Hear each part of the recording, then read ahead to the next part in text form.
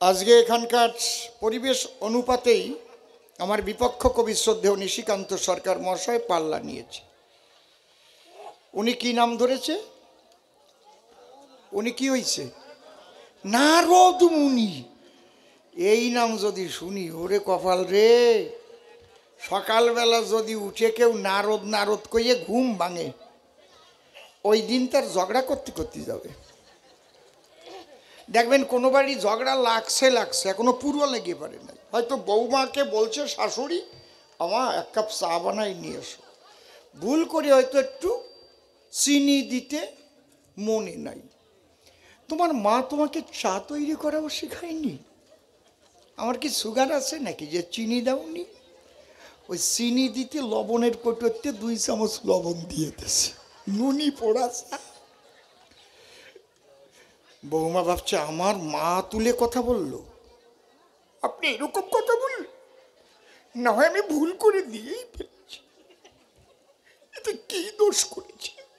আমার মা বাবা তুলে কথা বললেন। মা এত সেন্টিমেন্ট, নতুন বউ, একটু চা, এইরকম 2-4 কথা চলতিছে। ওই বাড়ির পাশে দাঁড়াইয়ে যে জায়গায় টিউবওয়েল আছে, ওই জায়গায় দেখবেন কালা কচুর ডেগু আছে, কচু, ওই বুনো কচু আছে না, কচু গাছ, বেলেট নিয়ে যাই ওই কচুর ডগা কাটবেন, কাটলি দেখবেন একটু চাপ দিলি কষ বেরোবে। ওই কচুর ডাগার কষ নিয়ে ওই বাড়ি যদি মাটির ঘর হয় তাহলে ওর ডোহা, যদি পাকা ঘর হয় ভিত, বাইরে যাইয়ে 3টে টান দেবেন, দোহাই নারদ থু, দোহাই নারদ থু, দোহাই নারদ থু, 3 টান দিয়ে চাইয়ে দেখবেন তাই সারা দিন রাত মুরগি লড়াই লাগে গেছে, ছাড়ার কায়দা নাই। শাশুড়ি এ ঘরের থেকে ঘরে যাচ্ছে, বৌমা ও ঘরের থেকে, আমার মাপ তুলে কথা, আমার মাপ তুলে কথা, এমনকি দোষ করলাম আমি, কি করেছি, লবণ দেবা লাগিয়ে গেছে। খবরদার করি মানা, মন্তর শিখই দিলাম, কেউ খাটাই বেড়াবা না, দফাসরা হয়ে যাবে কিন্তু। আচ্ছা, এই মন্তরে যাতে কাজ না হয় সেইটাও বলে যাই নাকি, না তো কালকের তে আরম্ভ হবে না। এই মন্ত্র বলার সময় যদি কালো পাঠার কথা কারো মনে পড়ে যায়, ছাতায় আর কাজ হবে না। যেই মন্ত্র করতে যাবে কালো পাঠা সামনে ভাসিয়ে উঠবে, কাজ হবে না। আমি বীজ মারিয়ে থুয়ে গেলাম, নয়তো কালকে তে ঘরে ঘরে ঝগড়া বাঁধানো আরম্ভ করবে না। খারাপ করলাম নাকি? সেই নারদ ঋষি আজকে শিবের কাছে আসি প্রশ্ন করেছে দান, যে তুমি গুরু হয়ে যাবা কইয়ে শিষ্যকে বধ করাও কেন? ভালো, বেশ একটু নতুন প্রশ্ন আজকে, তাই না? নাকি গোসাইরা কি কন? ঠিক আছে তো? তাহলে আমরা ধ্বনি দিয়ে নেই, তারপরে ওনার জবাব দেই। তোমাদের সব ঠিক আছে? আসতে বেহালাটা আউট একটু যাবে। জয় জয় রাধা কৃষ্ণ নিতাই গৌর রাম সীতা ভোলানাথ মাতা পিতা হরিচাঁদ গুরুচাঁদ প্রেমানন্দে হরি হরি বল।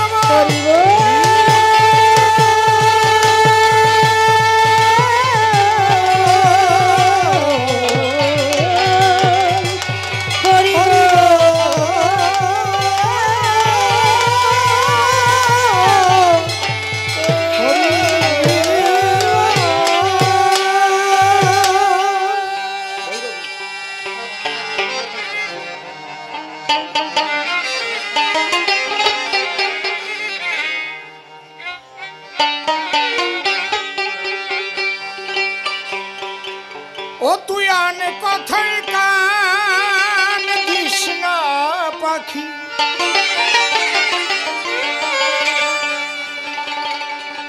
তুই আনে কথায় কান, একটুরি ভাই তুই আনে কথায় কান দিস না পাখি,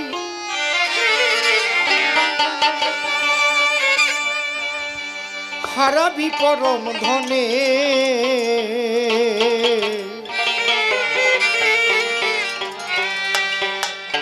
আমার মন পাখি বলে কৃষ্ণ কথা,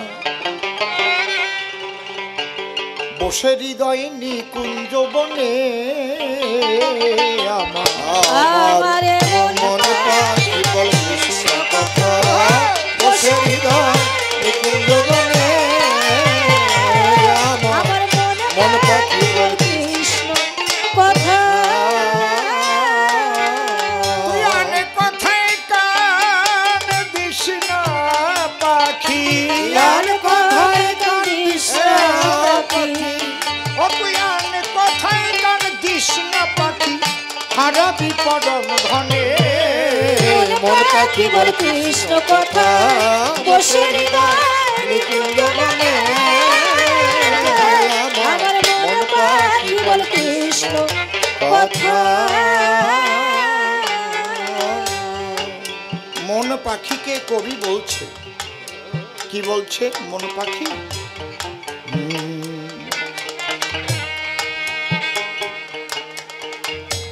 হৃদয় নিকুঞ্জ বনে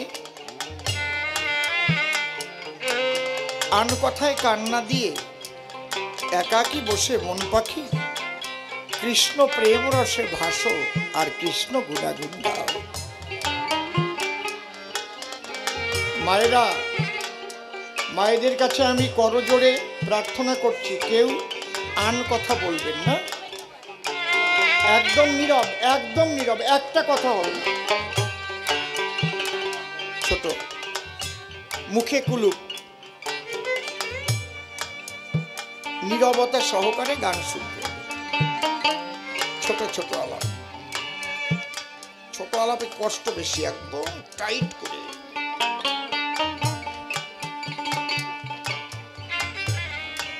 মালা জপে শালা করে জপে ভাই মনে মনে জপে উস্কো বলি হারি যাই। শালা মানে আশ্রয়, প্রথম আশ্রয় গুরুর চরণ আশ্রয় নিলে মালার থলি দিলে মালা জপে মনকে সুপথে আনতে হয়, কৃষ্ণমুখী করতে হয়। এই জপিতে জপিতে যখন যায় অজপাতে তখন আর ওই মালা থাকে, মালার থলি থাকে গলাতে, কিন্তু আর গোনার দিক লক্ষ্য থাকে না। হা কৃষ্ণ বলে ভাসে চোখের জলে।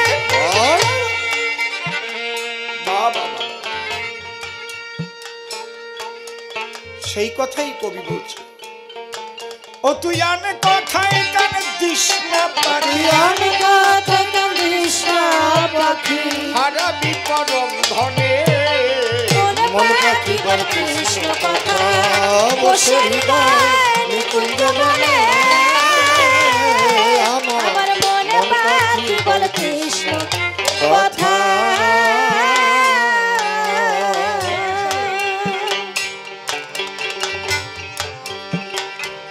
সেই বনেতে আছে রে এক বিষয়ের বৃক্ষ, ভুলেও যেন তাহার দিকে করিস না লক্ষ্য, করিস না লক্ষ্য।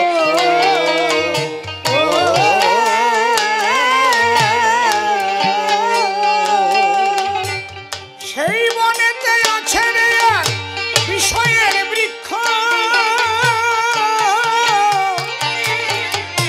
ভুলেও যেন তাহার দিকে করিস না লক্ষ্য, করিস না লক্ষ্য।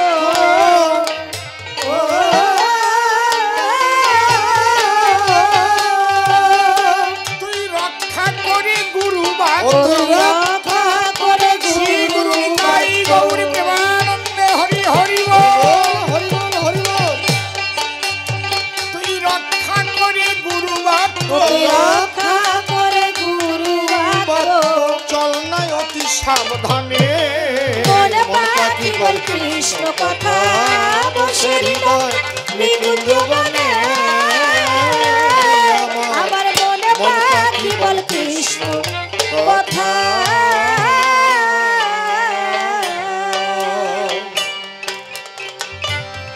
সেই বনে এক নিষ্কাম বৃক্ষে ফলে প্রেম ফল, সেই ফলের রস পান করতেছে যত সাধুর দল, ও যত সাধুর দল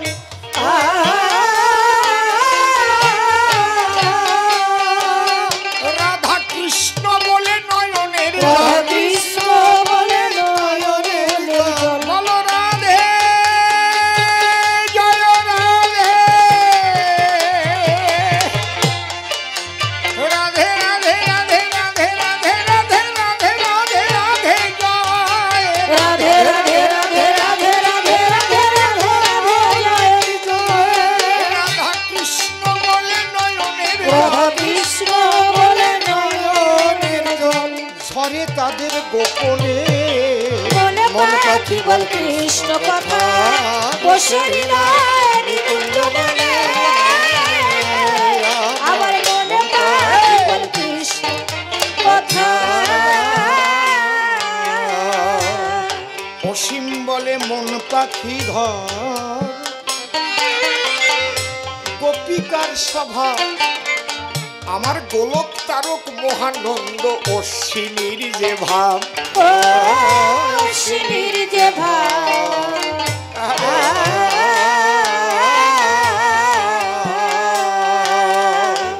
অধম অসীম বলে মন পাখি ঘর গোপিকার সভা গোলক তারক মহানন্দ অশ্বিনীর যে ভাব অশ্বিনীর যে ভাব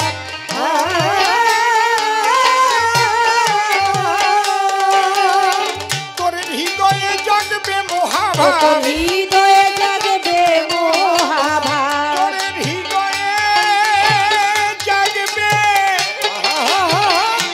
জাগবে মহাভাব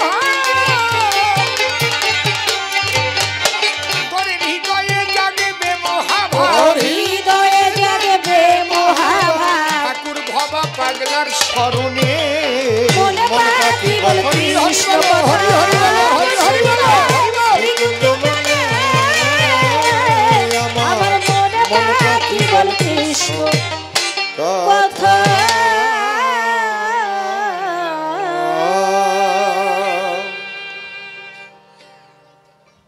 ঠাকুর ভবা পাগলার যুগল পদ্ম হৃৎপদ্মে করে আরাধ্য শুদ্ধ চিত্তে প্রণতি জানাই সাধুগুরু বৈষ্ণব হেরি আর যত পুরুষ নারী আমার ভক্তিপূর্ণ প্রণাম গ্রহণ করিবেন সবাই মানুষকে প্রণাম দিলে সে প্রণাম ঈশ্বরে শাস্ত্রে তাহার প্রমাণ পাই কবি চণ্ডীদাস যিনি উচ্চকণ্ঠে বলেছেন তিনি সবার উপর মানুষ সত্য তাহার উপর নাই স্বামী বিবেকানন্দ একই কথাই দিয়েছেন আনন্দ উচ্চকণ্ঠে ঘোষণা করেছেন বিশ্ব চরাচর বহুরূপের সম্মুখে তোমার ছাড়ি কোথা খুঁজিছ ঈশ্বর জীবে প্রেম করে যেই জন সেই জন সেবিছে ঈশ্বর ঠাকুর ভবা পাগলা আসি বাজাইলেন মিলনবাসী বললেন সবার পাশাপাশি আমি মানুষ ভালোবাসি আমি মানুষ ভালোবাসি কোনো তীর্থের নাই প্রয়োজন গয়া গঙ্গা কাশী আমি মানুষ ভালোবাসি সেই মানুষের চরণ লক্ষ্য করে প্রণাম করি বারে বারে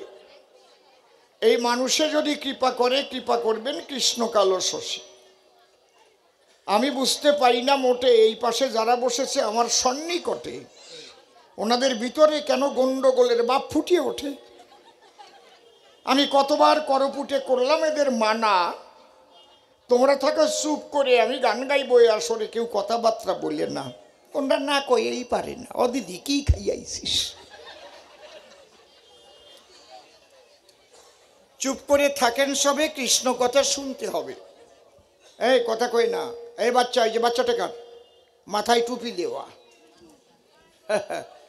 নিজের মাথায় দিবি দে পরে যেন আবার টুপি পরাতে যাসনি চুপ করে থাকেন সবে নারদ আর শিবের সঙ্গে আলোচনা হবে যেভাবে প্রশ্নপত্র করেছে উত্থাপন এই কি যেন একটু বেশি আছে এখন ওই যে কি বলে রিভাইভটা একটু কমবে চোঙে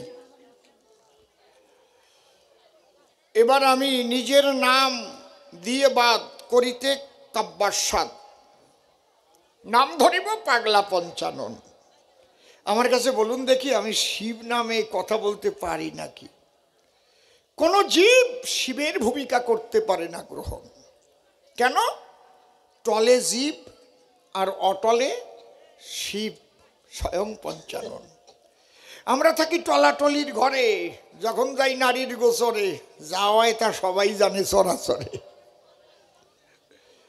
এই জন্যে গুরু ধরে সাধন ভজন শিখে নিতে হয় এ কথা অতি সত্য তাহলে মানুষ সাধনার দ্বারাই পায় শিবত্ব এই মরণ থেকে তখন তার হয় জয় তখন কয় মৃত্যুঞ্জয় কি বলবো আপনাদের কাছাকাছি আমরা কয়জনে নারীর কাছে গিয়ে বাঁচি কতবার মরিয়ে মরিয়ে শেষ হয়ে যাচ্ছি এর চাইতে আর বেশি কব না এতে বোঝো তো বোঝো, না বোঝো মুখ বোঝো। ঠিক কথা না? এক গুরুদেব এক শিষ্যকে শিক্ষামন্ত্র দিয়ে কয়, শোন বাবা, কি একটা কাজ করিস, মাসে 1, বছরে 12, তার চাইতে যত কমাতে পারো। ভালো করে শোনো। শিষ্য ডেকে বলে, তাই? তোমার ওই মন্ত্র দিয়ে আমার দরকার নাই, কারণ আমি কখন কোন সময় বা বলবে, কখন তোমার বৌমার দ্বারে যাই, ও আমি কথা দিতে পারবো না। কই কোষ কি?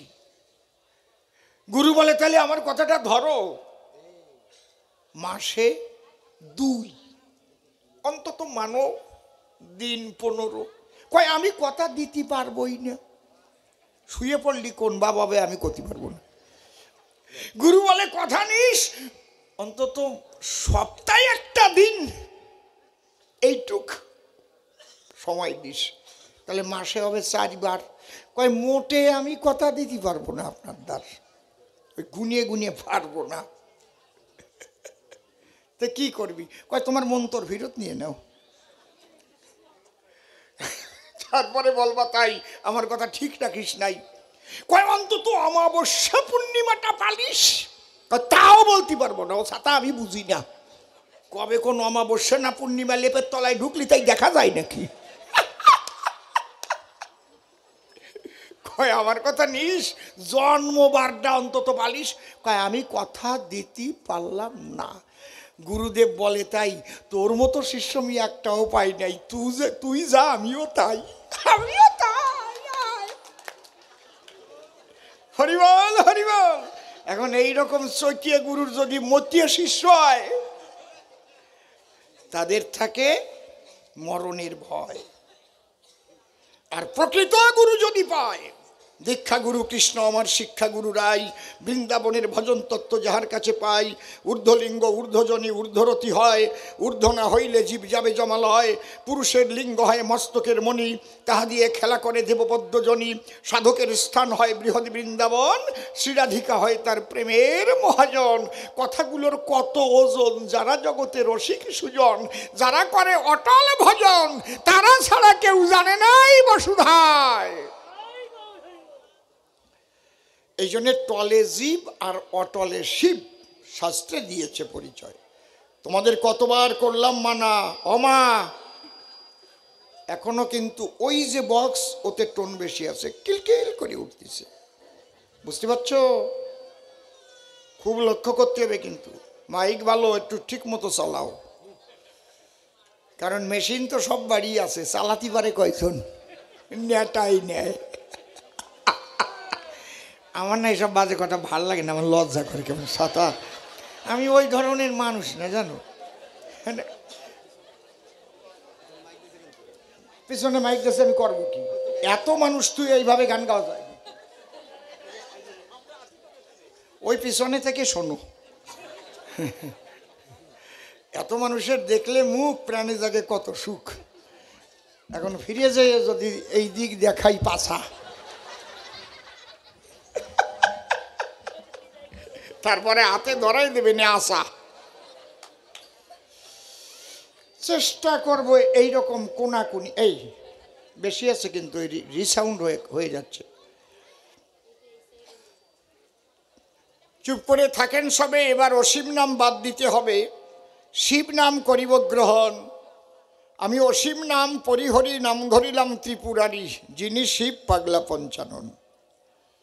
আর বিপক্ষের কবি যিনি, নাম ধরেছে নারদমুনি, প্রশ্ন করেছে 5খানি। বাবারে বাবা, প্রশ্নের বহরটা কেমন! বাবা, পায়খানা ওয়া ভালো, কিন্তু বেশি হলে কি হয়? ডায়রিয়া। প্রশ্ন করা ভালো, বেশি হয়ে গেলে ডায়রিয়া হয়। আমার কাছে বলুন দেখি, বেশি প্রশ্ন ঠিকভাবে জবাব দেওয়া যায় নাকি? প্রশ্নের মতো প্রশ্ন যদি 2-3খানা হয়, তাই নিয়ে আলোচনা করা যায়। তথাপিও প্রশ্ন করেছে 5খান, নারদ গাই কৃষ্ণ গুণগান। আমি ওরে বিমুখ করব কেন? আমি আগে প্রণামী আর শিব ঠাকুরের পায় ডাক দিয়ে বলি, ভোলানাথের ধারে ঠাকুর তুমি কৃপা করো আজ আমারে, আমার হৃদয় মন্দিরে তুমি বসো পাগলা মৃত্যুঞ্জয়। তোমার কথা তুমি বলে আনন্দ দিও ভক্তদের দিলে, তোমার চরণ তলে আমার এই নিবেদন যেন পৌঁছায়। মনের কথা খুলে কই, এখন আমি আর অসীম সরকার নই, আপনাদের এই সবার সাক্ষাৎ অসীম নামটি দিয়ে ছেড়ে কবিগান গাইবার তরে নাম ধরেছি শিব পাগলা ভোলা নাথ। এইবার প্রথম প্রশ্নের জবাব দিয়ে যাব তারে বুঝাইয়া। প্রথম প্রশ্ন করল উত্থাপন, আচ্ছা শিব বলো দেখি, তোমার নাম বিরূপাক্ষী, তুমি তোমার শিষ্যকে ধ্বংস করালে কি কারণ? অনারদের মূল তো তুমি। আমারে প্রশ্ন করো, তুমি জানো না? বশেষণের নারী নরে ওই বৃকদত্ত জঙ্গলের মধ্যে সাধনা করে। কার সাধনা? শিবের সাধনা। ওর সাধনায় সন্তুষ্ট হই, মনের কথা খুলে কই। ওর কাছে যখন দিলাম দর্শন, ডাক দিয়ে বললাম, ওর ধারে কি জন্য বারে বারে ডাকিস আমারে? তাই কৈলাস ছেড়ে আমি এলাম পঞ্চানন। ও তখন ডেকে কয়, এলে ভোলা মৃত্যুঞ্জয়, তাহলে আমাকে একটা বর করো অর্পণ। ওই যেটা খুন হইছে, ওইটা যেটার মাথা খসিয়ে গেছে। আমি বললাম, দিগম্বর তাহলে কি চাও তুমি বর, বলো এবার আমার গোসর। ও কয়, আমার না মৃত্যুঞ্জয় হতে অভিপ্রায়, এইবার তুমি আমাকে করো দান, আমার জীবন লীলা যেন কোনোদিন হয় না অবসান, আমি যেন অমর হয়ে থাকি বিশ্ববিদ্যমান। আমি বললাম, না এ হয় না, এই বর কাউকে দেওয়া যায় না, এটা সাধনা করে শক্তি জাগাইয়ে ভিতরে অমরত্ব পেতে হয়, এই বর দিয়ে হয় না। কথা লাও, তুমি অন্য বর চাও। কয়, তাহলে এই বর দাও। কি? শোনো তুমি ভোলানাথ, আমি যার মাথায় দেব হাত, সেই মাথা যেন খসিয়ে পড়িয়ে ভস্ম হয়ে যায়। এটা দেওয়া যায়। শিব, আমি তখন বললাম, ভেবে তুমি যার মাথায় হাত দেবে তার মাথা খসে ভস্ম হয়ে যাবে। এই বলে কেবল আমি কৈলাসের দিক যাচ্ছি চলিয়ে, এই টাইমে ওই জঙ্গলে ওই নারদ গিয়ে ওর কাছে দাঁড়ায়। বৃকদত্ত, কি বর যে দিয়ে গেল এটা মিথ্যা না সত্য তা এক্সামিন করেছিস, পরীক্ষা করেছিস? জানিস না দেব দেবতা যারা অনেক সময় ঠকাইয়ে চলে যায়, তারা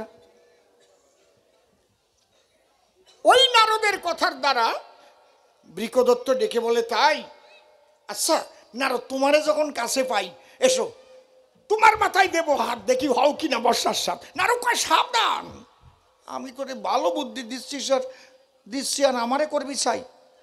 একদম ওই রকম না, আমার হাত দিলে আমি শেষ হয়েও যেতে পারি ধরণী তলে, কিন্তু এমন একজনের মাথায় হাত দিতে হবে যার নাম মৃত্যুঞ্জয়। হ্যাঁ, সে তো ওই শিব ঠাকুর। কয়, ওই যে যাচ্ছে, ওর মাথায় দিলে হাত, যদি হয় ভস্মার সাত তাহলে বুঝবো ওই বর ঠিক, আর যদি ভস্ম না হয় তাহলে বুঝবো মিথ্যা বর দিয়ে যায়। তুই যা ওই দিক। কি শয়তানের শয়তান, এই শিখই দিয়ে আমার এসে প্রশ্ন করতেছে।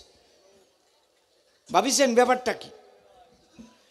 ওই বৃকদত্ত দৌড়াইয়া আসে, ডেকে বলে আমার সকাশে, শিব ঠাকুর কি তোমার নাম দিগম্বর, তুমি কেমন দিলে বর, এইটা আমি একটু পরীক্ষা করতে চাই, সাবধান করিবা না, এখন ফোনে কথা বলবেন না। একদম না বাবা, আমার দিকে রাখো মন, এখন কেন খোলা ফোন, ফোনের সুইচ স্টপ করে দাও, নয়তো তার চাইতে হবে গুড, যদি করো প্লেন মুড। আমি নিবেদন করলাম তোমার পায়। এইবার ওই বৃকদত্ত আমার কাছে এসে ডাক দিয়ে বলে, আমার সকাশে, শিব ঠাকুর কি আমি বর পরীক্ষা করতে চাই। বলে, পরীক্ষা করবি, কর, কত জীবজন্তু আছে বনের ভিতর। বলে, না না না, তুমি মৃত্যুঞ্জয় পাগলা দিগম্বর, মনে আছে ভাবো, তোমার মাথায় হাত দিয়ে পরীক্ষা করব তুমি ভস্ম হও কি না হও এই বনের ভিতর। আমি দেখলাম এ কয় কি, আমি বললাম, আমি তো তোর গুরু। ও কয়, গুরু দিয়েই হবে বউনি শুরু। হাসতেছেন, আমার বুক করতেছে দুরু দুরু, হার্ট বিট বাড়িয়ে গেছে। কেন? নাম আমার মৃত্যুঞ্জয়। ও যদি আমার মাথায় হাত দেয় আর আমার এই মাথা যদি এখন খসে ভস্ম হয়ে যায়, তাহলে মৃত্যুঞ্জয় নামটা মিথ্যে হয়ে যায়। আর মাথা খসে ভস্ম না হলে ও ভাববে দিলে এই শিবের বর ঠিক নয়। একে বলে উভয় সংকট। খুলে বলি সবাতট, হয়তো কোনো বাড়িতে বাংলাদেশের কোনো একটা ছেলেকে লজিং রেখেছে, সে আসছে পড়াশোনা করছে, ওই বাড়ির যুবতী একটা মেয়ে আছে, তারে পড়াতে পড়াতে তার সাথে ইন্টু বিন্টু হয়ে গেছে। মনে করেন ইন্টু বিন্টু হওয়ার পরে ও তো পালাইয়ে বাংলাদেশে চলে গেছে একেবারে। এখন মেয়েটা তো বিপদে পড়ে। যুবতী মেয়ের যদি গর্ভ হয়, ওই গর্ভ ডাক্তারের কাছে গিয়ে যদি নষ্ট করে দেয়, তাহলে ভ্রূণ হত্যার পাপ হয়। আর ওই গর্ভ রাখলে পরে ওই গর্ভে যদি কোনো সন্তান জন্ম ধরে, তার চাইতে আর লজ্জার থাকে না সমাজের ভিতরে। ঠিক বললাম না বেঠিক বললাম? রাখলিও জ্বালা, ফেললিও জ্বালা। এরে কি কয়? উভয় সংকট। তাহলে আমার মাথা ভস্ম হলেও জ্বালা, না হলেও জ্বালা। আমি চিন্তা করি পাগলা বলা করবো কি? আমি বললাম তোরে করিবা না, আমার মাথায় হাতটা দিস না। আমার প্রতি করেছিস ভক্তি, তাই তোরে দিয়েছি একটা শক্তি। এখন সেই শক্তি যদি আমার উপর খাটাতে চাস, আমার কাছে বল দেখি এই কথা ভালো কথা নাকি অন্য কোথাও যাস? বৃকদত্ত বলে তাই তোমারে ছাড়া নাই। ওই নারদ ওই জায়গাতে পিনিক দিচ্ছে, ওর দিকে একটু তাকাচ্ছে, গাছের আপটালে থাকে, কয় দিয়ে ফেল। ইশারাই তো কাফি, বোঝো না? গাছের আপডালে থাকিব তো।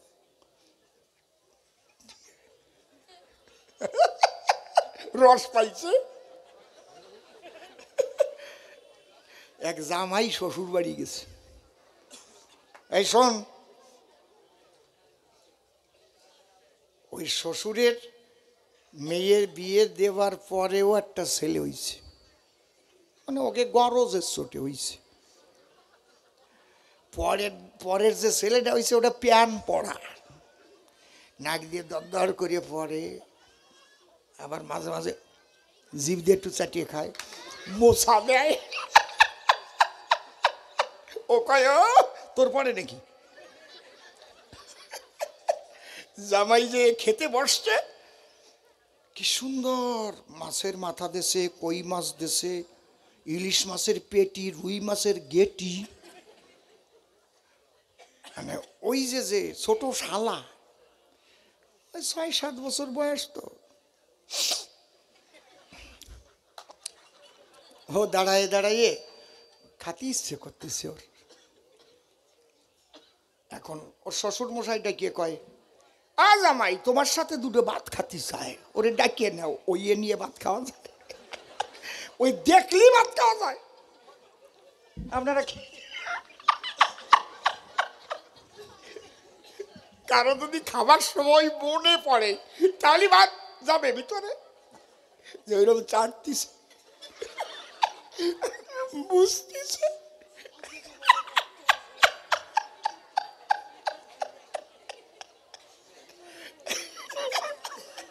আর সে পাতলাটা না তো, গাঢ়তা, একটু হলুদ হলুদ টাইপ। আমার না এসব বাজে কথা ভালো লাগে না, আমার লজ্জা করে কেমন, সত্যি ভাই। কি রস পাচ্ছেন তো নাকি? মাঝে মাঝে রস দেব তো।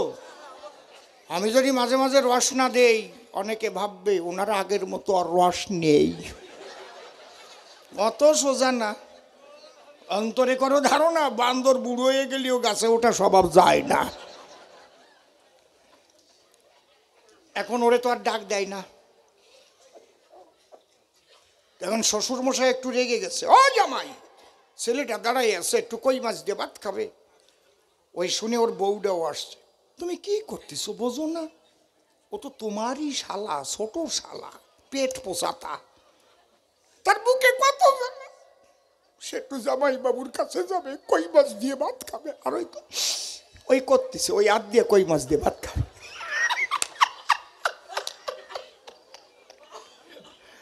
এখন ওই জামাই ডাক দিচ্ছে, আয় আয় ছোট ভাই আয় আয় আয়, ওই ডাক দেয় আর তোর দিয়ে দেওয়ানে, মানে আসলে দিয়ে দেওয়ানে তোর এদিক মোটে হোস নেয়া, এদিক সবাইরই সময় আমি ডাকতেছি, কই আয় ভাই তুই আর আমি একসাথে মাখাইয়ে খাই,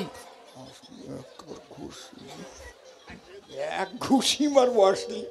আমার কাছে বলুন দেখি এই ইশারা দিলি আর যায় নাকি? নারদের অবস্থা তাই। নারদ ওই গাছের আবডালে থেকে ওই কীর্তি দেখে, হাত দেই। আমি মনে মনে ভাবলাম তাই, এর কাছ থেকে কি পাবো রেহাই। আমি দৌড়াই, ও পিছন থেকে আমার দৌড় আরম্ভ করেছে। দৌড়াতে দৌড়াতে চলে গেছি আমি কৈলাসে কালীর সাক্ষাতে।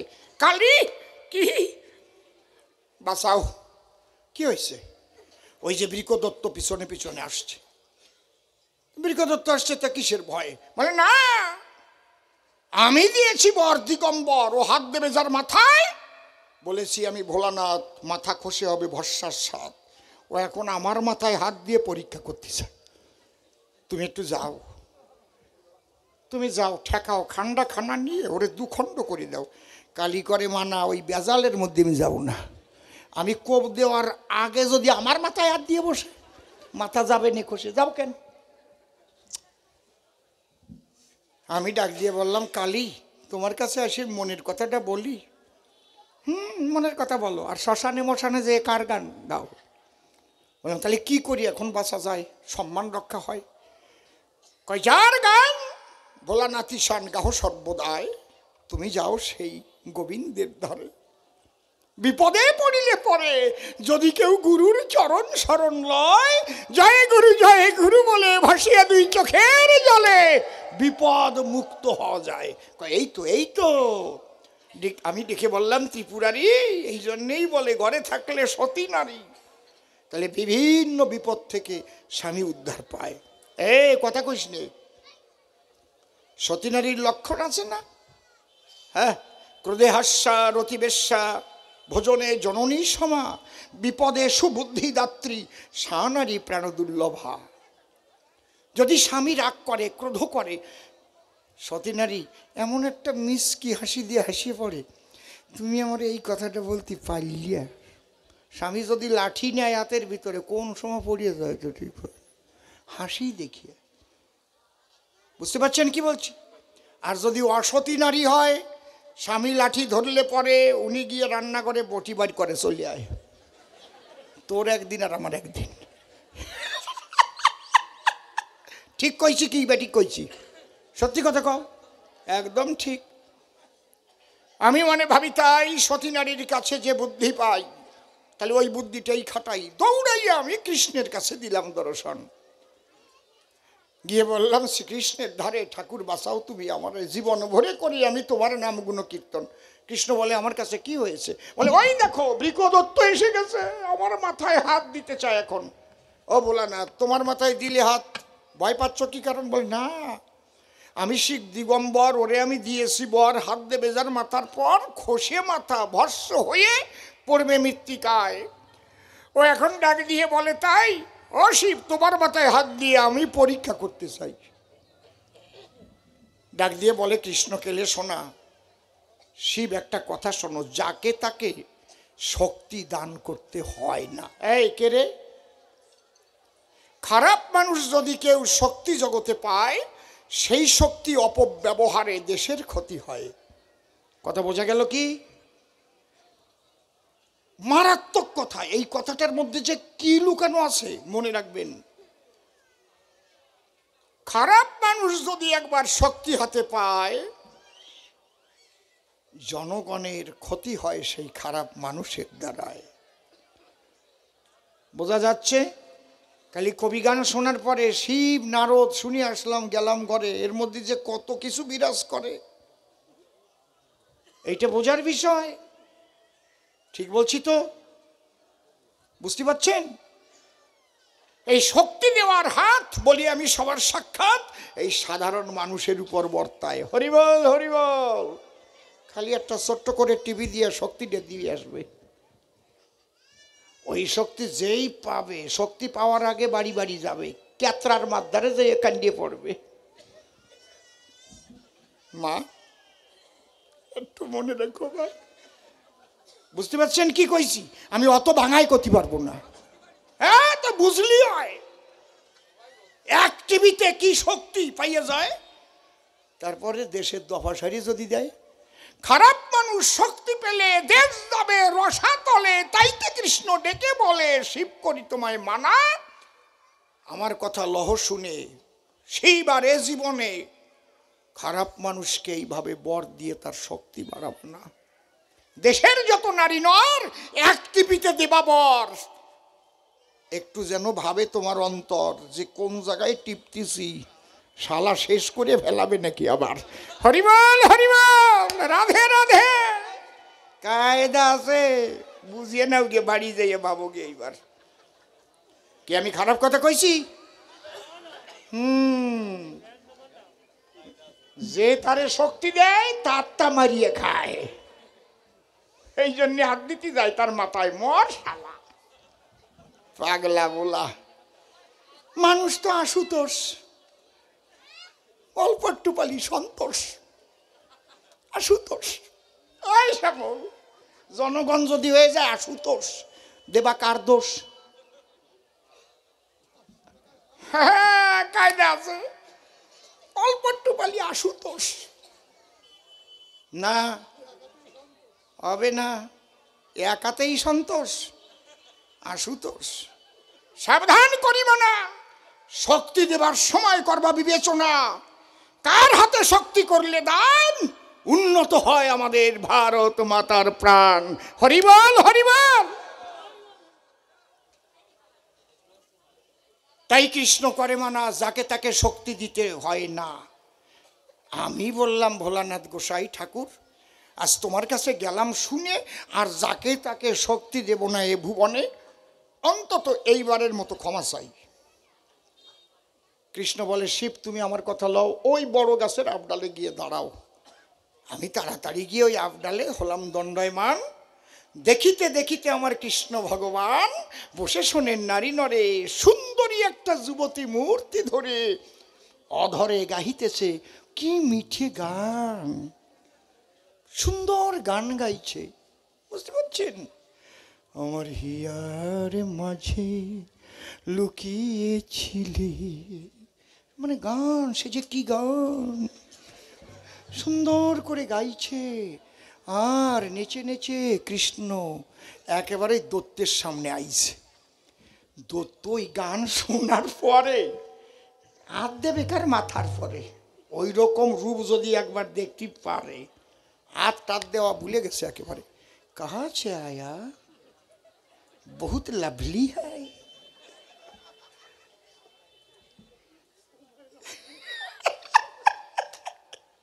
ও লাভলি, বড়িয়া, বহুত বড়িয়া। এবার দত্ত বলছে, তুমি কোথায় থাকো গো, কোথায় তোমার ঘর?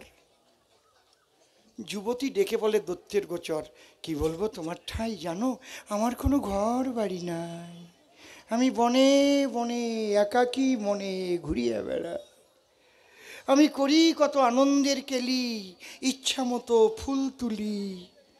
দত্ত ভাবলো, যাক কে তাত্ত্ব। দত্ত ডাক দিয়ে বলে, তাই আমি যদি তোমাকে বিয়ে করে নিয়ে স্ত্রী বানাই, এমনভাবে একটা বলে, ওর চাইতে আনন্দ তো নাই। মানে এমন, বুঝেছেন কায়দা কি, মানে মুখের এমন ভাব দেখাচ্ছে, একটু ঠোঁট ঠোঁট কামড় টামড় দিয়ে টেটে, সত্যি তুমি আমাকে করলে বিয়া, যদি আমি বাসর করি তোমায় নিয়া, আমার মতো একটা নারী, তার চাইতে কি আর আনন্দ হতে পারে ভারী। কিন্তু একটা কথা বলি তোমার বরাবরই, আমার না একটা প্রতিজ্ঞা করা আছে। কি প্রতিজ্ঞাটা করা আছে? আমি নাচবো যেভাবে, আমার সঙ্গে ঠিক ঠিকভাবে যার সেই নাচ না জানা আছে, আমি স্ত্রী হয়ে যাব তার কাছে। দত্ত ডেকে বলে, তাই নাচিয়ে দেখাও। ভাবো নাকি আমার নাচ না জানা নাই? কায়দা কত। এইবার কৃষ্ণ নাচ আরম্ভ করত, আর আমি তো দেখতেছি। হ্যাঁ হ্যাঁ, সোহাগ চাঁদ বদনী ধ্বনি নাচো তো দেখি, সোহাগ চাঁদ বদনী ধ্বনি নাচো তো দেখি, সোহাগ চাঁদ বদনী ধ্বনি নাচো তো দেখি, ধ্বনি নাচো তো দেখি, ধ্বনি নাচো তো দেখি, ধ্বনি নাচো তো দেখি। সোহাগ চাঁদ বদনী ধ্বনি নাচো তো দেখি, সোহাগ চাঁদ বদনী ধ্বনি নাচো তো দেখি। নাচিতে নাচিতে আমার কৃষ্ণ জগন্নাথ নাচার ভঙ্গিমাতে মাজাই দিল হাত। সোহাগ চাঁদ বদনী ধ্বনি নাচো তো দেখি, সোহাগ চাঁদ বদনী ধ্বনি নাচো তো দেখি। কথা কি, কৃষ্ণ ওই মেয়েটা যেভাবে নাচবে দত্তরও সেইভাবে নাচতে হবে। কৃষ্ণ যখন মাজায় হাত দিয়ে নাচতেছে ও নাচতেছে, আর ও তো তাল নাই, বেতাল। বিয়ে করতে হবে না, বিয়ের বয়স যখন হয় গান না জানলেও দেখবেন রাস্তার পাশে বসে গান গায়। চল চমেলি তোরে লইয়া যাব কলকাতায়। আর যুবতী মেয়েদের দেখলে আবার শীষ দেয়, আছে না একদল বিয়ের বাতিক। দত্তর হয়েছে তাই, নাচিতে নাচিতে আমার কৃষ্ণ জগন্নাথ, এরপরে ওষ্ঠে যখন দিল তাহার হাত। সোহাগ চাঁদ বদনী ধ্বনি নাচো তো দেখি, সোহাগ চাঁদ বদনী ধ্বনি নাচো তো দেখি। ওষ্ঠেতে অঙ্গুলি দিল কৃষ্ণ নিল দল, তাই দেখিয়া দত্তে তখন অঙ্গুলি ছোঁয়ালো। সোহাগ চাঁদ বদনী ধ্বনি নাচো তো দেখি, সোহাগ চাঁদ বদনী ধ্বনি নাচো তো দেখি।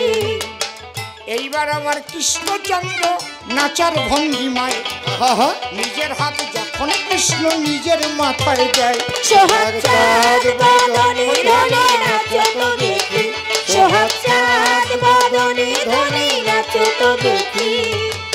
তাই দেখিয়া দত্ত মাথায় দিল নিজের হাত, সঙ্গে সঙ্গে মাথা খসে হলো বর্ষা। সোহাগ চাঁদ বদনী ধ্বনি নাচো তো দেখি, সোহাগ চাঁদ বদনী ধ্বনি নাচো তো দেখি। সিসিং ফাঁক যা, নিজের মাথায় দিয়ে হাত হয়ে গেল বর্ষার সাপ। বোঝা গেল?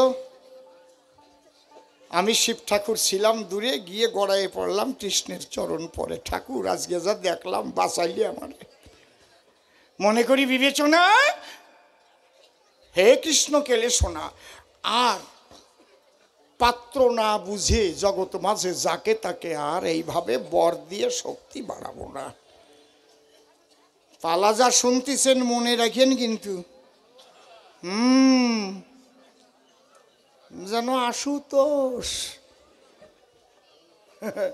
জনগণেরই তো দোষ। আশুতোষ কিরে বাবা,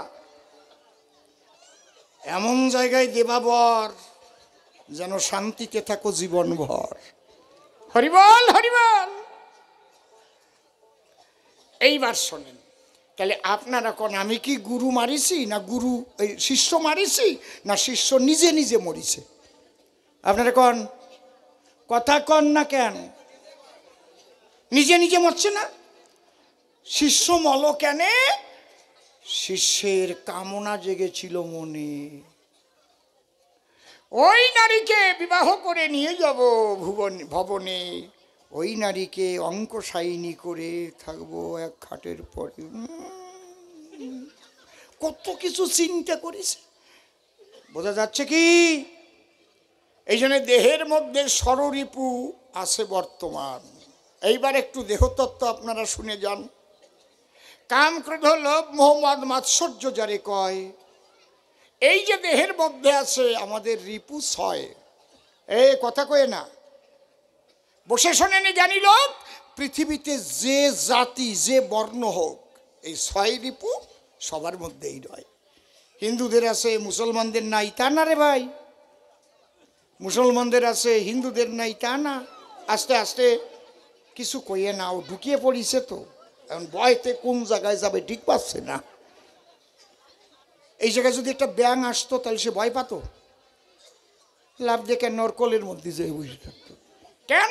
ব্যাঙের আছে জানা, আমি জীবনে মানুষের ক্ষতি করি না, আমি পোকামাকড় ধরিয়ে খাই। ব্যাঙ মানুষের কোনোদিন ক্ষতি করে নাই। আর ওর মনে ভাবো না আমি চুরি করে অনেক কিছু খেয়ে ফেলেছি, আমারে পালি ছাড়বে না। হরিবল হরিবল, এই জন্য দৌড়চ্ছে, চোর হচ্ছে তাড়াতাড়ি দৌড়ায়। হরিবল, বুঝিছ? ভয় পায়। বুঝিয়ে নিও, আমি অত কথা করতে পারবো না। কিছু আকার ইঙ্গিতে বুঝতে হয় না, না কি কন আপনারা? কি কন? একটা 24 বছরের ছেলে একটা 18 বছর মেয়েকে গান শিখায় রাত্রিকালে, রাত 8টার পরে, তাও কোনার ঘরে। বুঝেছ ব্যাপারটা? ওইভাবে গান শিখাচ্ছে, ছেলেটা তবলা বাজায়, মেয়েটা হারমোনিয়াম বাজায়, গলা সাদে। সরে গম পাধানি সানি না বাবা রে না দিন দিন না না দিন দিন না না দিন দিন না দিন না, এভাবে একদম উঠে গেছে কায়দা।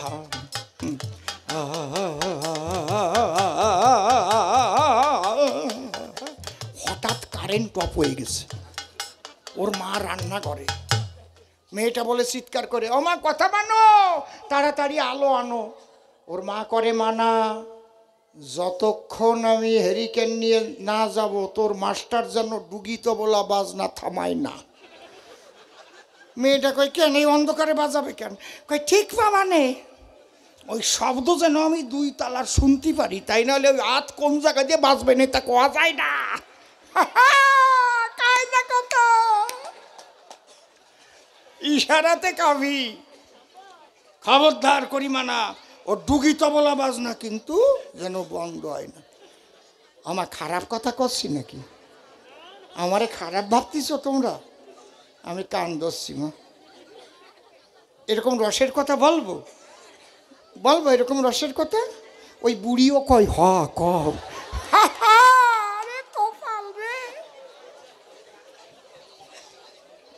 চুপ করে থাকেন সবে, তত্ত্ব কথা তো হবেই হবে। শীতকালে একটু রসের কথা না কহিলে কেমন আসো ঠান্ডা হয়ে যাবে। তাহলে ঘটনা কোথায়? যার যার কর্মদোষে সেই শেষ হয় অঙ্ক কষে। এখানে গুরুর দোষে শিষ্য হয় না ক্ষয়। এই যে ষড়রিপু দেহের মাঝারে, এই রিপুতে যখন মনের উপর আক্রমণ করে, কাম যদি আক্রমণ করে কামনা বাড়ায়, ক্রোধ যদি আক্রমণ করে বাড়ি দেয় নিজের ভাইয়ের মাথার পরে, লোভ যদি মনকে আক্রমণ করে পরের টাকা মারিয়ে দফা সারে। এত আছে তবু চাই, বোঝে না যে আকাশ করে পরে যদি কারাগারে যাই, জ্ঞান থাকে না। এর নাম লোভ, জম্বের ডোবা ডোব। বুঝেছেন ব্যাপার কি? এই যে ষড়রিপুর তরে বসে শোনেন নারী নরে, পড়িয়া সেই রিপুর ঘরে শিষ্য নিজের কর্মদোষে নিজে মারা গেল। আমার কোনো দোষ নাই, আমি নির্দোষী ভোলানাথ গোসাই। একবার প্রেমানন্দে হরি হরি বলো। ও গোসাইরা তোমরা ওঠো কেন? কি বাদাম খাবে? না না, ওরা উঠছে কেন আমি জানি। এইবার বসে শোনেন নারী নরে, মৃত্যুঞ্জয় কেন বলে আমারে? মৃত্যুঞ্জয় মানে যে একেবারে আজীবনে একই দেহ নিয়ে থাকতে হয় এটা নয়। কারণ আমি শিব, বারে বারে লীলা করি ঠাকুরের সঙ্গ ধরিয়ে। আমি শিব, শুধু শিব, ওই দেহ নিয়ে থাকি নাকি কৈলাসপুরে? মৃত্যুঞ্জয় কারে কয়? যে অটলের ঘরে রয়। ত্রিকালদর্শী যদি কেহ হয় তারে কয় মৃত্যুঞ্জয়। আমার কথা শুনে লহ, এই যে আমাদের দেহ, বাবা ভালো করে শোনো এবার কিন্তু হাসির কথা নয়। দেহের মধ্যে আছে দেহি, সেই কথাটা আমি কহি। আমার দেহ বলি সর্বজন, তাহলে আমার যদি দেহ হয়, দেহটা তো আর আমি নয়। ডাক্তারবাবু, খুব ব্যথা যন্ত্রণা আমার মাথায়, আমার যদি মাথা হয়, আমি তো আর মাথা নয়। বোঝা যাচ্ছে কি? তাহলে এই দেহের ভিতরে একটা আমি বসবাস করে। যদি গুরু কৃপায় সাধনার জোরে সেই আমিকে কেউ করে দর্শন, তার থাকে না মরণের ভয়, সে দেহ ছেড়ে চলে যায়, আবার সে করে জন্মগ্রহণ। সেই মানুষটা হচ্ছে মৃত্যুঞ্জয়। তার মানে তার নাই মৃত্যু ভয়। সে তো দেখতেছে আমি দেহের থেকে চলে যাচ্ছি, আবার একটা নূতন দেহ ধারণ করছি। সে লীলার রস আস্বাদন করে সর্বদাই। ওই শিব গৌর রূপে কে ছিল? গৌর যখন গৌরাঙ্গ লীলা হলো, বলেন কে ছিল? শিব। শিব অদ্বৈত মহাপ্রভু। হনুমান হয়েছিল মুরারি গুপ্ত। হনুমানও তো 4 যুগের অমর, বসে শোনেন নারী নর। তাহলে মুরারি গুপ্ত রূপ ধরিয়ে কি করে এলো চরাচরে? এটাই বুঝতে হবে নারী নর। বুঝেছেন কি বলছি? আবার সেই শিবই যখন হরিচাঁদের লীলা হলো আসতে, তখন গুরুচাঁদ ঠাকুর হয়ে শ্রীহরির পুত্র হয়ে এলো। বুঝতে পারছেন কি বলছি? এই জন্য কারে বলে মৃত্যুঞ্জয়? যার থাকে না মৃত্যু ভয়।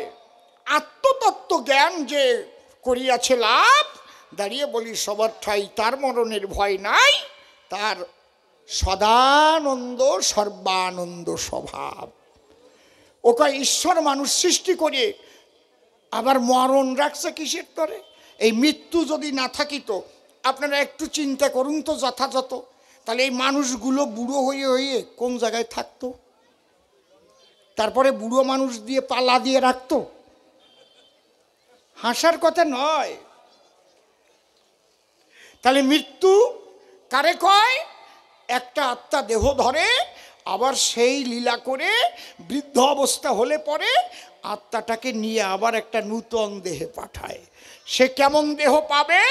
সে যেমন কর্ম করবে ঠিক তেমন দেহ নিয়ে আবার আসবে বসুধায়। একটা ছোট্ট কথা কই। এক রাজা মহাশয়, সে নাস্তিকেই বসুধায়। রাম মানে না, কৃষ্ণ মানে না, গৌর মানে না, আত্মা মানে না, ঈশ্বর মানে না, কিচ্ছু মানে না। সে হচ্ছে বস্তুবাদী নাস্তিক যারে কয়। কোন সাধুগুরু বৈষ্ণব গেলে তারে অবহেলে ঘাট ধরে ঠেলে বাড়ি থেকে বের করে দেবে না। গেরুয়া বসন পরিচ, ভিক্ষে করে খাচ্ছ, কাজ করে খাও। রাজার মাত্র একটা ছেলে। রাজা তখন ভাবে দিলে আমার ছেলেটাকে একটা সুন্দর মেয়ে পেলে তার সঙ্গে বিয়ে দিতে আসে অভিপ্রায়। বহু জায়গায় ঘোরে। একদিন ঘোড়ার পিঠে চড়িয়ে একটা নদীর কিনার ধরে রাজামশাই যায়। যেই সেখানে গেল, জমিদার, আগে তোর জমিদার, জমিদার যখন ঘোড়ার পিঠে চড়ে যাচ্ছে নদীর কিনার ধরে, হঠাৎ একটা মেয়ে কলসি কাখে করে নদীর কিনারে জল ভরিবার তরে হয়েছে উদয়। ওই মেয়েটাকে দেখে সত্যি ভালো, খুব ভালো লেগেছে বুকে। রাজা থামাইয়ে ঘোড়াটাকে মেয়েটার সমস্ত বৃত্তান্ত শুনে লয়, কোথায় বাড়ি, বাবার নাম কি। কিন্তু রাজা তো জানে না মোটে। দেখেন কি ঘটনা ঘটে। ওই মেয়েটা হচ্ছে ভক্ত বাড়ির মেয়ে বটে। ওরা প্রত্যেক দিন ভোরে উঠে সবাই মিলে কৃষ্ণ নাম করে, গুণ কীর্তন। কৃষ্ণের জন্য নিজেরা রান্না করে ভোগ দেয় আগে কৃষ্ণের ধারে, সেই প্রসাদ সবাই করে গ্রহণ। বোঝা গেল? এমন কোনো দিন যাবে না যেদিনে ওই বাড়িতে একজন বৈষ্ণব সেবা হবে না। সেই বাড়ির মেয়েটাকে পছন্দ করেছে ওই জমিদার যেজন। জমিদার তাড়াতাড়ি ফিরে গিয়ে নিজের বাড়ি নায়েবের কাছে ডাকে দিয়ে কয়, নায়েব মশাই, আমার পুত্রবধূ খুঁজে পাই। ওই ঠিকানা পত্র নায়েবকে দেয়, যাও। নায়েব যখন গিয়ে ঠিকানা নিয়ে প্রস্তাব দিল, প্রস্তাবে তখন একমত হলো, ওই মেয়েটা আর জমিদারের ছেলে বিয়ে হয়ে গেল। এইবার বউ হয়ে যখন জমিদার বাড়ি এলো, দেখেন আলোচনাটা খুবই ভালো, একটু লক্ষ্য করে শোনেন। আমার আলোচনায় প্রত্যেকটার শিক্ষণীয় কিছু থাকবেই। তার মধ্যে দিয়ে তো হাসির কথা দুই একটা বলতেই হয়। বর্ষাসনের নারী নরে মেয়েটা যখন গেল শ্বশুরের ঘরে, স্বামীর ঘরে, অভ্যাসবশত উঠে ভোরে ভোরে অমনি কৃষ্ণ নাম ধরে দিয়েছে, হরে কৃষ্ণ হরে কৃষ্ণ কৃষ্ণ কৃষ্ণ হরে হরে হরে রাম হরে রাম রাম রাম হরে হরে। জমিদার শোনার পরে বলছে, এই ওই মরা পোড়া নাম কে গায় রে আমার বাড়ির ভিতরে? এই কে রে, কোন ঘরে? এখন কান পেতে শোনে, ওই ছেলে আর বউ শুয়ে আছে যে ঘরে, ওই ঘরে। এই গা তোল, দরজা খোল। ছেলে দরজা খুলিছে, ব্যাপার কি? এই মরা পোড়া নাম এই বাড়ি হচ্ছে। বউটা অবাক হয়ে গেছে, এ কি? কার ছেলের সাথে হাত মিলাইয়ে হাতে আমার বাবা করেছে কন্যা সম্প্রদান? যে বাড়ি এলে পরে কৃষ্ণ নাম করতে পারবো না ভোরে ভোরে, এই জমিদার বাড়ি আমার বিয়ে দিল কেন? এর চাইতে যদি কোনো রিক্সাওয়ালার সাথে আমার বিয়ে হতো, আমাকে যদি কৃষ্ণ নাম করতে দিত, দিনান্তে যদি একবারও খেতাম, তার চাইতে আর আনন্দ নাই। হরি বল হরি বল নাই। এ তুমি কি করিলে কৃষ্ণ ঘনশ্যাম?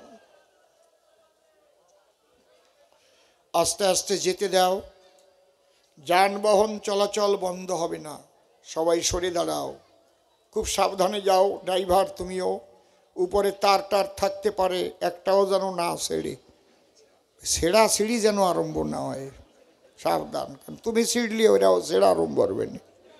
খারাপ কথা কইছি? জমিদার করে মানা, শোনো বৌমা, আজকে আর কিছু বলবো না, জীবনে যেন আর শুনি না। শুনে নাও, এই বাড়িতে কোনো বৈষ্ণব সেবা সাধু সেবা চলবে না, হরি নাম চলবে না, কৃষ্ণ নাম চলবে না, কেউ 1 টাকা চাঁদা চাইলেও দেবে না।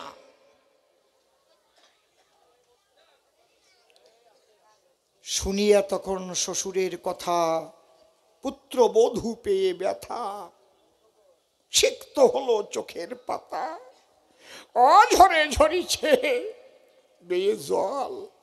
এই কি আমার সারা জীবনের ফল? ঠিক আছে বাবা, তোমার বৌমাকে ঠিক ওই রকমই পাবা। কয়েকদিন পরে সবাই খেয়ে দিয়ে দুপুরে বিশ্রামে গেছে যার যার ঘরে।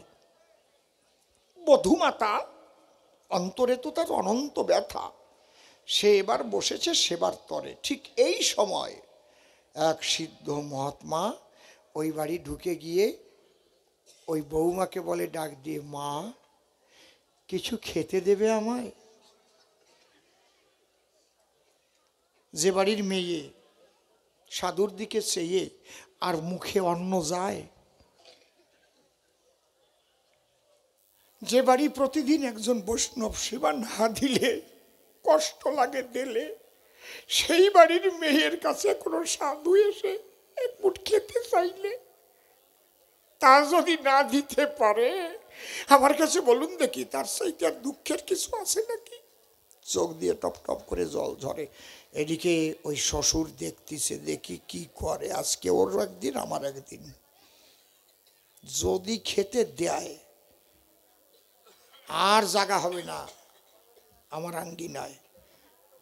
বুদ্ধিমতী মহিলা কি কথা কহিলা, সাধু বাবা, সাধু বাবা, আমরা না পুরাতন খাই, আমাদের বাড়ি নূতনের কোনো আমদানি নাই।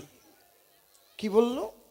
সাধু বাবা, আমরা পুরাতন খাই, আমাদের বাড়ি নূতনের কোনো আমদানি নাই। ওই কথা শোনার পরে সাধু তার কৌমণ্ডল নিয়ে করে আস্তে আস্তে যাচ্ছে ফিরে। এই সময় শ্বশুরমশাই এসে ধারে, পুত্রবধূর কাছে করে জিজ্ঞাসন, মা কি? ও সাধু খেতে চাইলে খেতে দেব না। তাও তুমি বলো না ওর স্থলে, তুমি দুটো বাক্য করলে উচ্চারণ, সাধু বাবা আমরা পুরাতন খাই, এবারই নূতনের আমদানি নাই। তুমি বা কি কহিলে, সাধুই বা কি বুঝিল, কেনই বা চলে গেল, এর জবাব আমি চাই। বধুমাতা করে মানা, বাবা এর জবাব আমি তোমাকে বলবো না। এই কথা শুনলে পরে তুমি আর রাখবা না আমাকে তোমার ঘরে, ক্ষমা করো আমারে। শ্বশুর মশাই করে মানা, মা ও কথা তুমি বললো না, আমি কথা দিলাম এই ব্যাখ্যার জন্য এই বাড়ির থেকে তোমারে তাড়াবো না। কই তাহলে বলবো, বলো মা। তাহলে শোনেন, আমি প্রশ্ন করি আপনার ধার, আপনি একজন জমিদার তাই তো? বলে হ্যাঁ। আচ্ছা কতটুক জমি আপনি এ জীবনে কিনেছেন? বলে 100 টাকা কিনি নাই। কইতে আপনি জমিদার কি করে? তার জবাব চাই। বলে আমার বাবা জমিদার ছিলেন, ঠাকুর দাদা জমিদার ছিলেন, তার বাবা জমিদার ছিলেন, বংশানুক্রমে এই জমিদারি পেয়েছি এ ভুবনে। বলে তাহলে এটা আপনার পুরনো কামাই, নূতন তো 100 টাকা কেনেন নাই, পুরনো খাচ্ছেন তো। কয় হ্যাঁ তা তো ঠিক। আপনার বাবা কোথায় গেছে? বলে মরে গেছে। ঠাকুর দাদা মরে গেছে। আপনি আছেন, কতদিন থাকবেন বেঁচে? কয় তাও তো জানি না। মরবেন তো আপনিও। এই পৃথিবী যেমন আছে ওরে তেমনই ঠিক রবে, ওরে সুন্দরে পৃথিবী ছেড়ে একদিন চলে যেতে হবে। বাবা আস্তে কথা বলবেন না, তোমারও যেতে হবে তো। বলে হ্যাঁ যাব। কোথায় যাবে? কয় তা তো জানি না। ও বাবা এই যে কত রকমের পশু পাখি কীট পতঙ্গ করি দর্শন, কুকুর বিড়াল শিয়াল জীবজন্তু আছে অগণন, তুমি ওই সব না হয়ে কেন মানুষের রূপ ধরিয়ে জন্ম নিলে বিশ্বভুবন? মানুষ জন্ম কি এত সোজা নাকি? আমার কাছে বলো দেখি। 80 লক্ষ জন্ম পরে মানব জন্ম ধরি, ভবের হাটে আসে মানুষ করতে দোকানদারি। স্থাবর 30 লক্ষশ্চ জলজনব লক্ষকং, কৃমিয়া 10 লক্ষশ্চ রুদ্র লক্ষ নৌ পক্ষী নৌ, 20 লক্ষস্তু পশুব, এতেষু ভ্রমণাঙ্কীর্তাদিজত্তম উপজায়তে, মনুষ্য দুর্লভ জনম যদি কৃষ্ণ সাধক। ও বাবা তাহলে এর পরের জন্মে কোথায় যাবে? তোমার এই জন্মে কর্মের দ্বারাই নির্ণয় হবে। তুমি যখন মায়ের গর্ভে ছিলে, ঈশ্বরের সঙ্গে একবার তোমার দেখা পেলে, তুমি ভেসে চোখের জলে করেছিলে নিবেদন, হে ভগবান আমি নিবেদন করি তবস্থান, এই জঠর যন্ত্রণায় আমার যে বড় বিষময় হয়েছে জীবন। কথা লও আমাকে তোমার আনন্দের দেশে পাঠিয়ে দাও, সেখানে গিয়ে করব তোমার সাধু সঙ্গ, তোমার নাম কীর্তন। কথা দিয়ে তুমি এলে, জগতে তুমি জন্ম নিলে, বিষয় সম্পত্তি যখন পেলে, আর কৃষ্ণ নাম হরিনাম করো না কখন। তাহলে তুমি মানুষ হইছো তাও আগের জন্মের কর্মে ফলে, আর এই জন্মে নূতন কিচ্ছু করো নাই যে আবার যাবা মানব কুলে। তুমি যে হিংস্র স্বভাব নিয়ে করো জীবনযাপন, হিংস্র কোনো জন্তু হয়ে তুমি করবে আবার জন্মগ্রহণ। এই জন্যে বললাম আমি সাধুর ঠাই। সাধু বাবা এবারে আমরা সব পুরানো খাই, নূতনের কোনো আমদানি নাই, কৃষ্ণ নাম নাই, হরি নাম নাই, সাধু সেবা নাই, কাউকে কোনো ভালো অনুষ্ঠানে চাঁদা দেওয়া নাই। কি করে সাধু বাবা তোমার সেবা দেব বলো? তাই আমার কথার ভিতরে আমার মনের ভাব লুকিয়েছিল, তাই বলেছি তার ধরে। সাধু বাবা বুঝতে পেরে বলে মাগো আমি তবে যাই, হরিবল হরিবল, এবারই নূতনের আমদানি নাই। ওই কথা শুনে ধাক্কা লেগেছে জমিদারের মনে। ঘরে গিয়ে তখন এ চাবি ছোড়া নিয়ে এনে বৌমার হাতে করেছে দান। মা কি বলি, তোমার বরাবরই আজ থেকে তোমার হাতে দিলাম এই জমিদারি। তুমি শুধু আমার বধূ মাতা নও, তুমি আমার জ্ঞানদায়িনী, তুমি লক্ষ্মী স্বরূপিনী। আজ তুমি আমার বিবেক মহাপুরুষকে জাগাইয়ে দাও। এ ছেলে কোথায়, নায়েব কোথায়? আমাদের বাড়ি নূতনের আমদানি হবে, সাধু বাবাকে ডেকে আনতে হবে, কীর্তনের দল বায়না করতে হবে, আজ থেকে হরিনাম হবে, সাধু সঙ্গ হবে, নূতনের আমদানি হবে, নূতনের আমদানি হবে। ও বাবা, যেমন কর্ম করবা তেমন ফল পাবা। আর যদি মৃত্যুই না থাকতো, মানুষ কি ঈশ্বর বলে কাউকে মানত? এই জন্যে জন্ম মৃত্যু করেছে সৃজন। তোমার কাছে জবাব দিলাম পাগলা পঞ্চানন, মানুষ যদি জানতো তাই আমার আর মৃত্যু নাই। ওরে বাবা, ঈশ্বর, আমি তো ঈশ্বর, আমি তো নারায়ণ, যা কোন হয় তো ভাগ যা চালা। বুঝতে পারছেন? এই জন্যে জন্মের পরে মৃত্যু সৃষ্টি হয়েছে চরাচরে। মানুষ আসে, কর্ম ফেরে, ঘুরে ফিরে আবার লয় জন্মগ্রহণ। চুপ করে থাকেন সবে, আর একখানা গান গাইতে হবে। গানের মধ্যে দিয়ে